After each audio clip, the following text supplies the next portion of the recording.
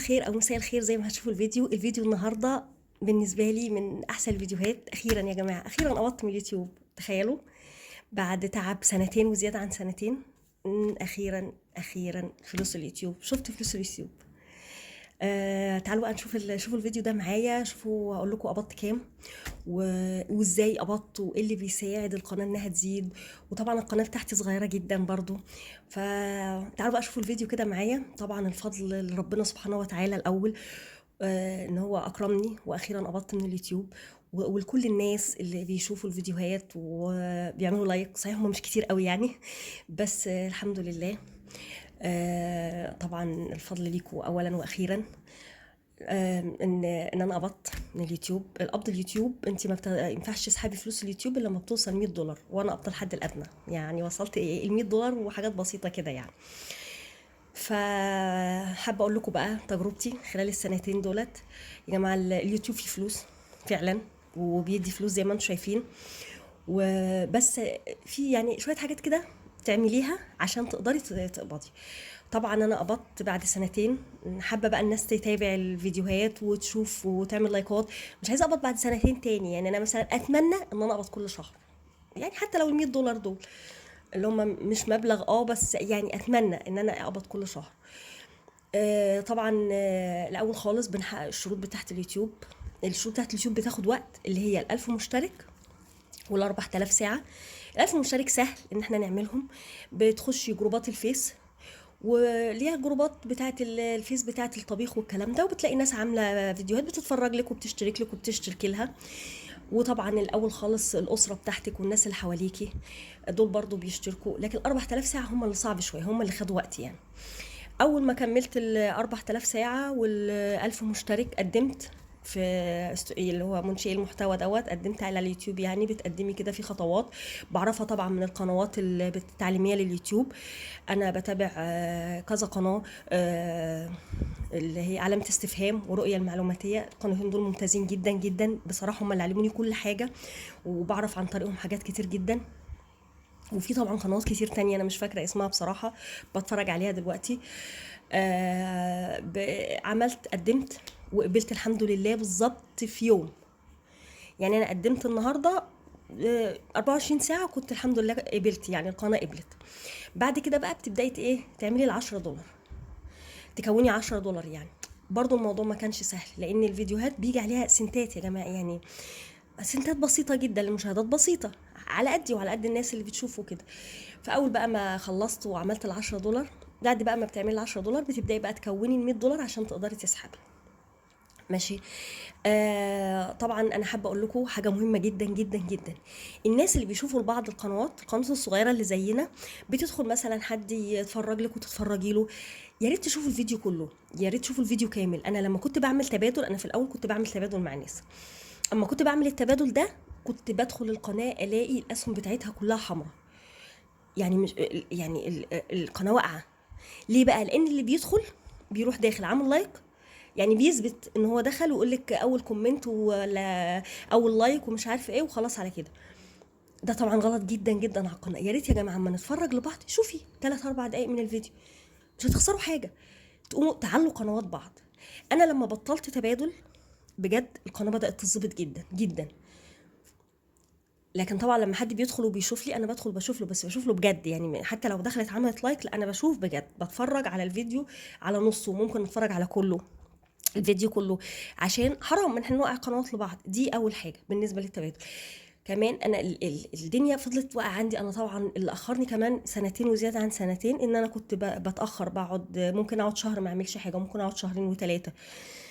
لكن الفترة اللي أنا استمريت فيها وكنت بعمل فيديوهين في الأسبوع، دول فرقوا معايا جدا جدا. يعني انتي الاستمرار، انا لما بقيت اعمل فيديوهين في الاسبوع بجد، هتدخلوا هتلاقوا ان انا بتاخر جدا، وساعات بعمل كل 10 ايام وكل 11 يوم. لكن الفتره اللي فرقت معايا في الفلوس دي، الوقت اللي كنت بعمل فيه فيديوهين في الاسبوع، بجد فرق جدا. الفيديوهات بدات تعلى، واليوتيوب بدا يقترحها، بقت الفيديوهات بتاعتي تيجي في المقترحات.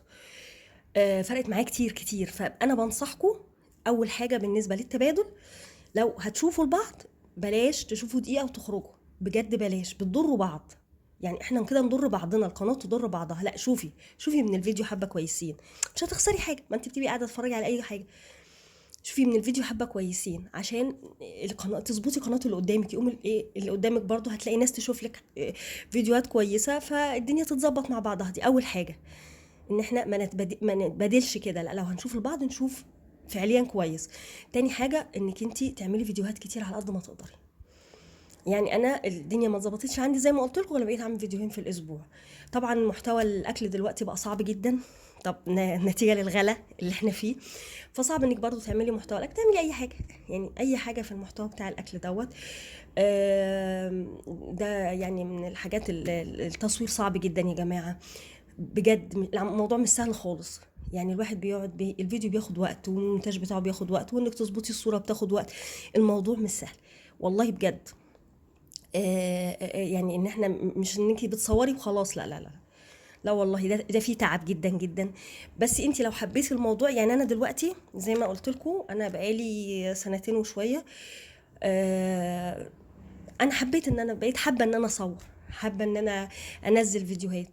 فطبعا حابه برضو ان انا اقبض تاني كل شهر زي ما قلت لكم. طبعا اكيد انا مش هقبض كل شهر لان القناه صغيره زي ما انتم شايفين، والمشاهدات قليله.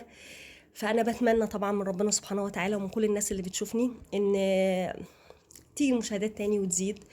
وبتمنى يعني يا جماعه اللي عايزه تعمل، انا عامله قناه اليوتيوب دي بجد، مش هقول لكم بقى هوايه لا لا لا، ده مشروع، ده زي مشروع.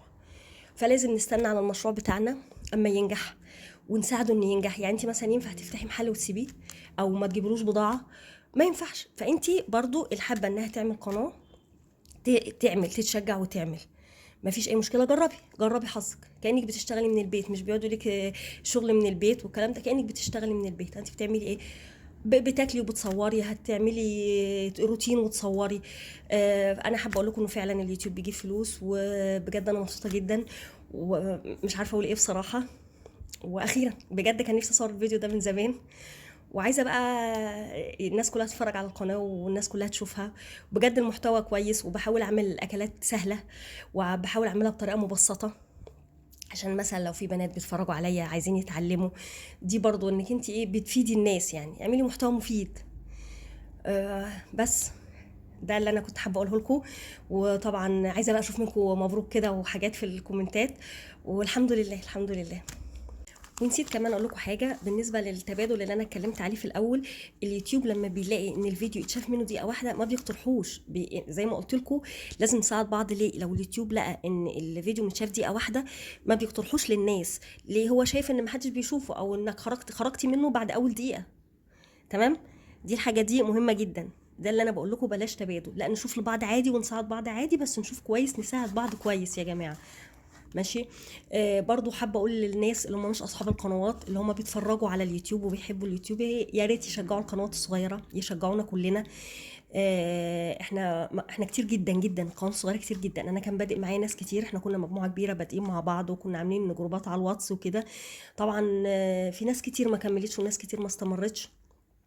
فلا، اليوتيوب عايز صبر، اصبري بجد وهتلاقي. يا في ناس بتقبض بعد 4 سنين وبعد 5 سنين، وانا زي ما قلت لكم كده، انا بطل مره ممكن اقعد تاني سنه عشان خاطر اقبض تاني. ماشي، دي بقى طلب منكم، بتمنى ان انا ما اقعدش سنه تاني، يعني زي ما قلت لكم كده. وزي ما قلت القنوات الصغيره فيها قنوات كويسه جدا وحلوه جدا وممتازه. مش بتكلم على نفسي، اي حد غيري في قنوات كويسه جدا غيري، في بنعمل محتويات هادفه. الناس زي ما بتدخلي القناه الكبيره واول ما بتنزل فيديو بتدخلوا لها، ادخلوا القنوات الصغيره اللي زينا، شجعونا، شجعوا اي حد عنده قناه بجد. في ناس كتير قوي قوي قوي عامله القنوات دي عشان محتاجه جدا جدا. وفي ناس عاملاها هوايه، وفي ناس عاملاها كمشروع، زي ما انا قلت لكم كده ان انا عاملاها كمشروع.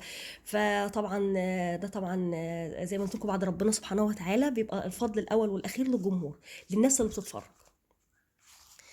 وبجد الفلوس اللي ده تعب، يعني ما حدش يقول ايه لا دي ده انتوا صورتوا فالفلوس جت بعد، لا بجد دي فلوس بعد تعب، وتعب جامد كمان، وشدة اعصاب، وبتبقي قاعده مستنيه تشوف الفيديو جاب كام، لا وقع الفيديو نزل، لا ما نزلش الفيديو، اقترحوا ما اقترحوش. زي ما قلت لكم الفلوس دي جايه بجد بعد تعب. وحابه بقى اقول لكل القنوات اللي لسه ما قبضتش، يا رب كلكم تقبضوا يا رب، وتنزلوا كده البنك بقى وتشوفوا الفرحه ديت. وطبعا يا جماعه انا عملت حساب في بنك مصر، من البنوك الكويسه انك لو حابه برضو حد حابب يعرف في البنك تعملي حساب في بنك ايه. فانا جربت بصراحه في بنك مصر. بتروحي بتعملي حساب عادي جدا، حساب جاري. بعد كده بيجيلك الفيزا وبتكتبي بقى الحساب، بتسجلي الحساب بتاعك في ادسنس وبينزل لك عليه الفلوس عادي جدا. يعني الموضوع سهل خالص، وبياخدوا ضرايب نسبه بسيطه، يعني انا اخدوا مني مش كتير، يعني حوالي 2 دولار او 3 دولار لان المبلغ بتاعي صغير يعني.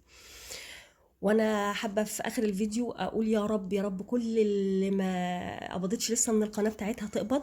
وحابه برضو اقول يا ريت بقى تشجيع كده من الناس كلها، ومبروك بقى وحاجات كده.